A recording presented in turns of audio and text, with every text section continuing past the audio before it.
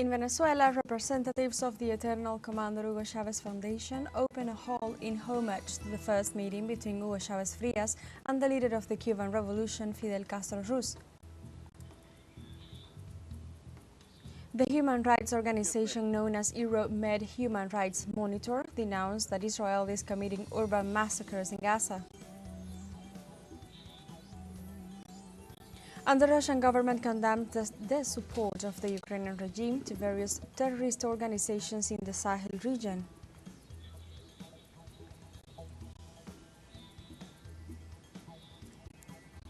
Hello and welcome to From the South. I'm Alejandra Garcia from teleSUR studios in Havana, Cuba. We begin with the news. Stay with us. In Venezuela, representatives of the Eternal Commander Hugo Chavez Foundation opened a hall in homage to the first meeting between Hugo Chavez Frias and the leader of the Cuban Revolution, Fidel Castro Ruz. The ceremony took place within the framework of the celebration of the 30th anniversary of this historical moment. On the same occasion, the newspaper's La Esperanza está en la calle was presented, which gathers hundreds of local and national press clippings from 1994 on Commander Hugo Chavez. This selection is the result of an extensive research carried out by historian Lucas Koerner, who highlighted the love of the Venezuelan people for Commander Chavez and stressed the importance of keeping his memory alive to strengthen and expand the Bolivarian revolution towards the world.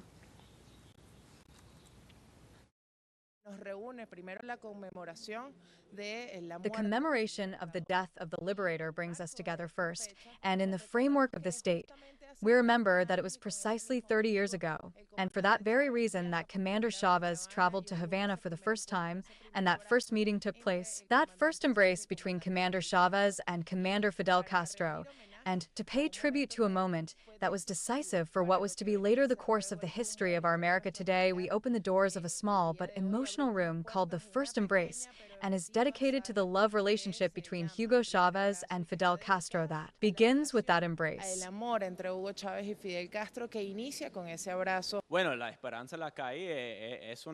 Well, hope in the street is a slogan of the commander which came out. Even when he returned to the street, that was the slogan that went out everywhere. People started to paint hope is in the street.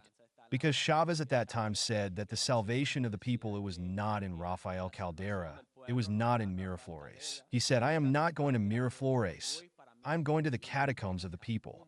I'm going to build a revolution together with the people. In Colombia, the Quinta de Bolívar Museum commemorated the 194th anniversary of the passing to immortality of the liberator Simón Bolívar in the city of Bogota. The commemorative act was attended by the diplomatic representation of Venezuela, accredited in Colombia, members of the Advisory Commission of Foreign Relations and of the National Congress. Likewise, authorities commemorated the legacy of the liberator with a floral tribute, remembering also his influence in the unity and integration of Latin America, which brought justice, emancipation, and self-determination to the peoples.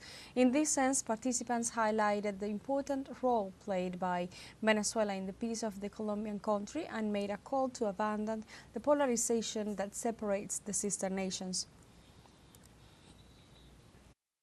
Venezuela has played a very important role historically. This is not of today. Venezuela has accompanied many attempts at peace since practically the 90s and has always been very firm. It has played a fundamental role today as guarantor at the dialogue table in good times and in bad, in crises, and when things are going well. So all our gratitude to this place, to this commitment, and to this vocation for peace.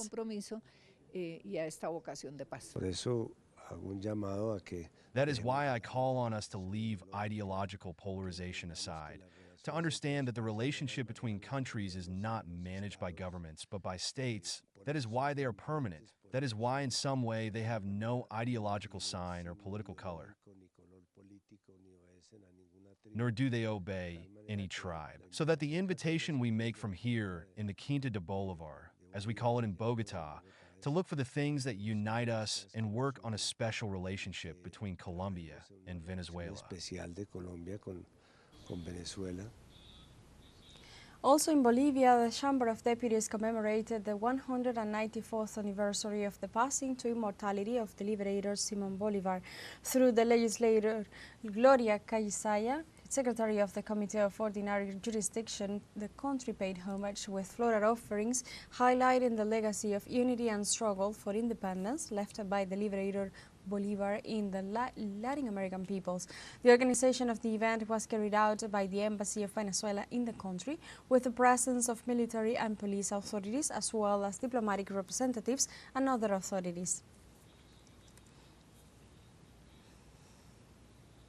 In Panama, the Manuel E. Amador Art Gallery presents, as it does every year, the annual exhibition in homage to the victims of the United States invasion of the country on December 20, 1989.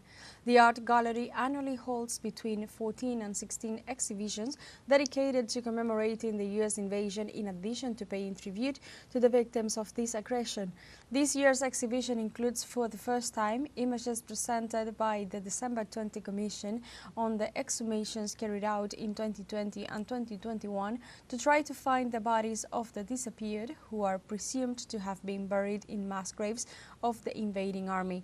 The gallery celebrates 30 years of management, making these exhibitions in tribute to the fallen at the hands of the U.S. government. And now we have a short break coming up, but first remember you can join us on TikTok at teleSUR English, where you'll find news in different formats, news updates and more. We'll be right back, stay with us.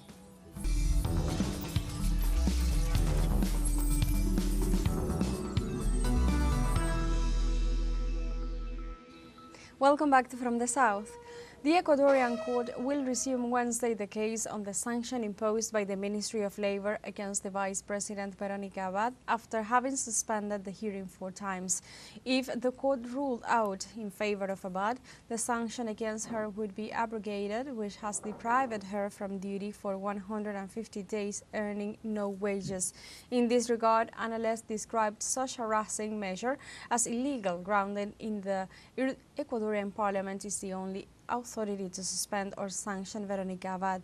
They further considered that such decision of the executive aims at preventing Abad from office due to the fact that the current head of state, Daniel Noboa, expressed his intention to be re-elected, so he would have to enable her as the interim president during his electoral campaign.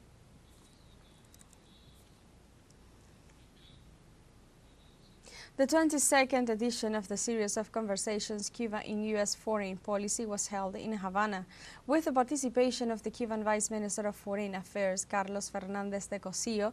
The Forum for Dialogue on Relations between Havana and Washington was inaugurated. In this context, the minister stated that Cuba is willing to negotiate with the United States in search of a relationship based on respect for sovereignty and non-interference in internal affairs. He also added that despite the pressures from the U.S. government, they will not be able to bend the will of the Cuban people.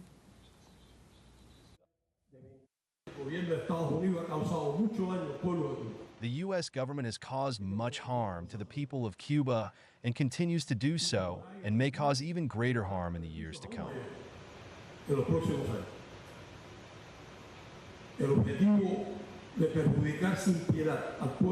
The goal of mercilessly harming the people of Cuba can be achieved, since the U.S. government is a powerful government and has the destructive capacity to cause such harm. What it will not be able to do is to achieve the objective of bending the will of the Cubans.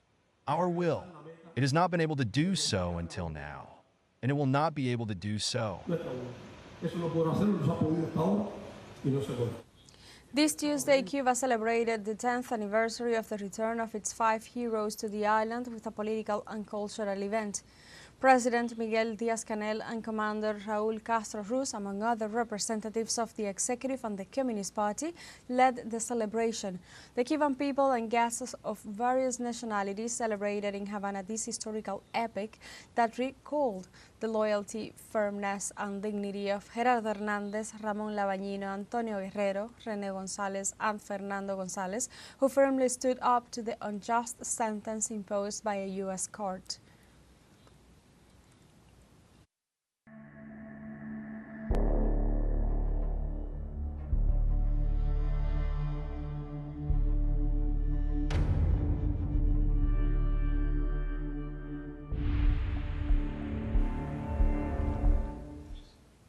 In the United States, in a letter sent Tuesday to Secretary of State Antony Blinken, 20 Democratic lawmakers urged the administration of President Joe Biden to halt the transfer of offensive weapons to Israel. The congressman called on Washington to respect its own laws, restricting military aid to countries that commit war crimes and blocking U.S.-backed humanitarian aid, as the Israeli government has not complied U.S. requests for more aid to enter Gaza. Furthermore, continuing to transfer offensive weapons to the Israeli government prolongs the suffering of the Palestinian people. The pressure is unlikely to change the course of Biden and Blinken, who are fierce supporters of Israel, but it underscores the persistent progressive pressure on the U.S. administration regarding its Middle East policy.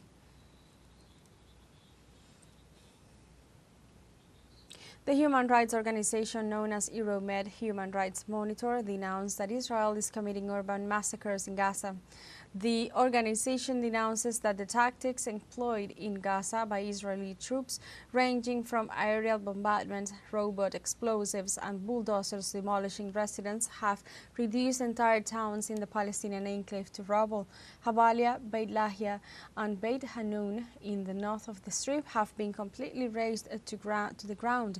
The agency asserts that what Israel is trying to do is to erase the Palestinian material and cultural presence, thus reiterating a clear violation of international law. The United Nations Security Council called for an inclusive political process in Syria and respect for the country's sovereignty, independence, unity and territorial integrity. The organization advocates that Syrians themselves should control the process.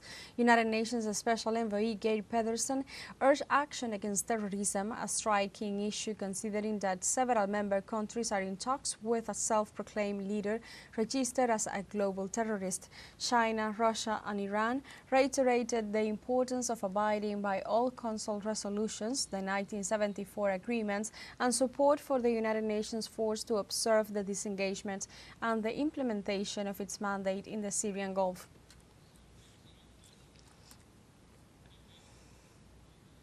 The Arab League again called for the establishment of an independent Palestinian state with its capital in the occupied East Jerusalem. The call was made during a meeting in the capital, Cairo, with a delegation of the Foreign Affairs and Defense Committee of the French Senate. The Secretary General of the Arab League, Ahmed Aboul Gate, stressed the importance that the Arab world attaches to the French recognition of the Palestinian state within the borders of June 1967. The official affirmed that the creation of a Palestinian state will bring peace based on justice and dignity. We have a second show break coming up, but before we invite you to visit our YouTube channel at teleSUR English, there you'll be able to rewatch our interviews, top stories, special broadcastings and more. Hit the subscribe button and activate the notification bell to stay up to date on the world's most recent events. Final show break, don't go away.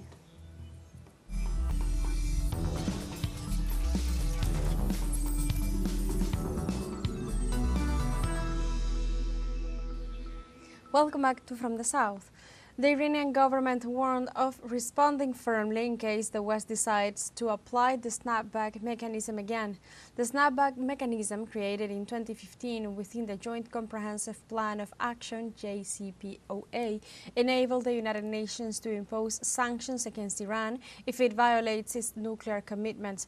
In this regard, Amir Said Iravani, representative of Iran to the United Nations, assured that pursuing such aggressive policy will trigger a steadfast response. Likewise, the diplomat argued that the European Troika's unfounded allegations are based on political interest. Moreover, Iravani reaffirmed his nation's everlasting commitment to continued cooperation with the International Atomic Energy Agency, noting that Iran has always harnessed nuclear energy for strictly peaceful purposes.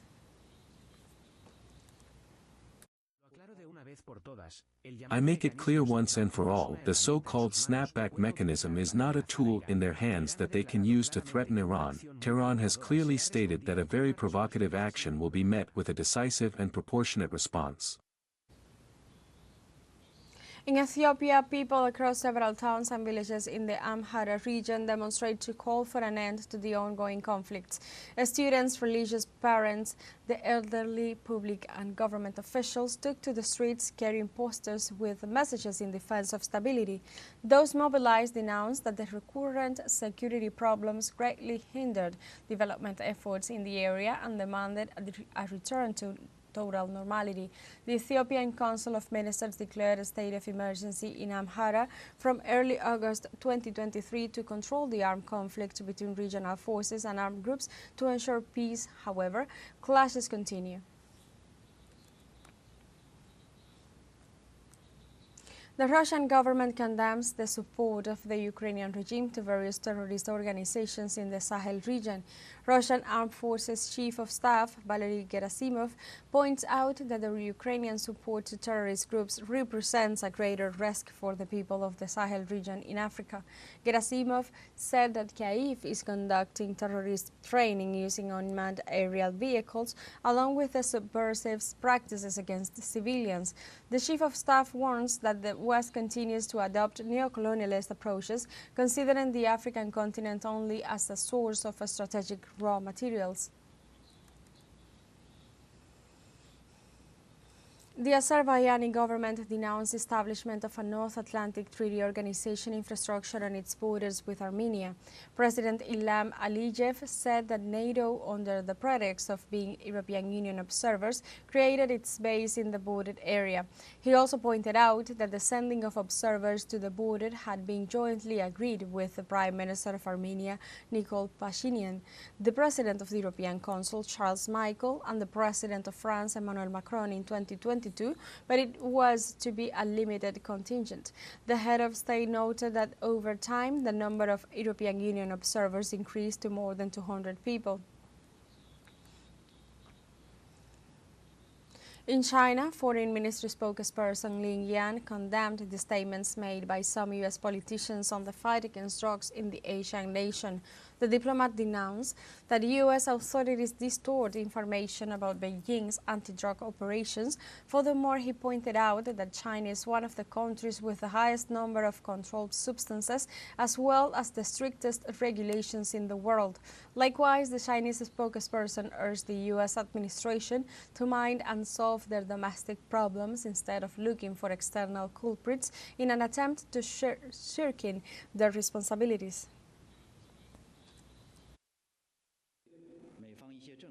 China firmly opposes some U.S. politicians who distort facts, spread fake information and discredit China's drug control efforts. In terms of anti-narcotics, China has the strongest determination, the most ruthless policy, and one of the best global records. China has classified the largest number of substances, and the nation has the strictest drug control worldwide. Every day, China's anti-narcotics authorities fight off the illicit diversion of precursor chemicals in strict accordance with the law, ensuring that corresponding companies run their businesses in accordance with the laws and regulations.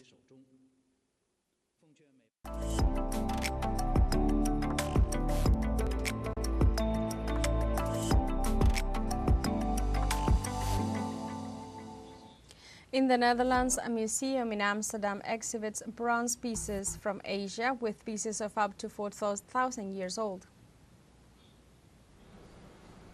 Figures of all sizes and of varying date are on display at the National Museum in the Dutch capital, bringing together elements made of bronze that celebrate a history full of beauty and culture. More than 75 works are exhibited as a representation of the imagination and amazing skill of their creators, each of which explores themes connected throughout the tradition of bronze art on the Asian continent. We show that bronze connects Asia.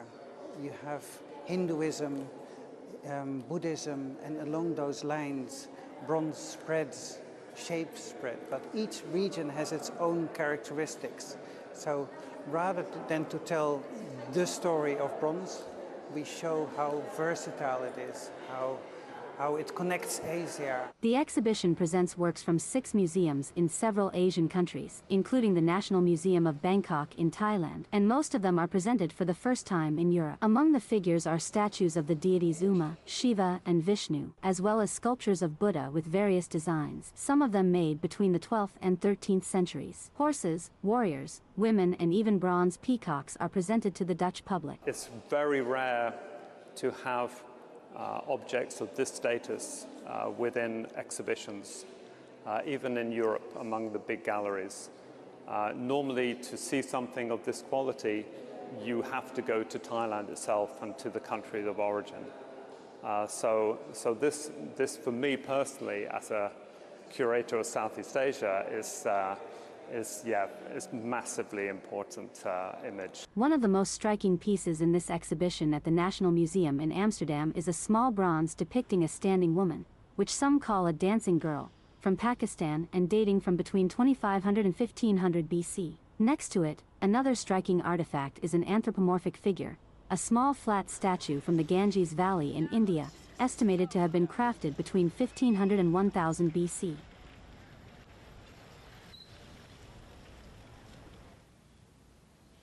We have come to the end of this news brief, but you can find these and many other stories on our website at telesurenglish.net and join us on social media. We are on Facebook, X, Instagram, Telegram and TikTok as well. For Telesur English, I'm Alejandra Garcia. Thank you for watching.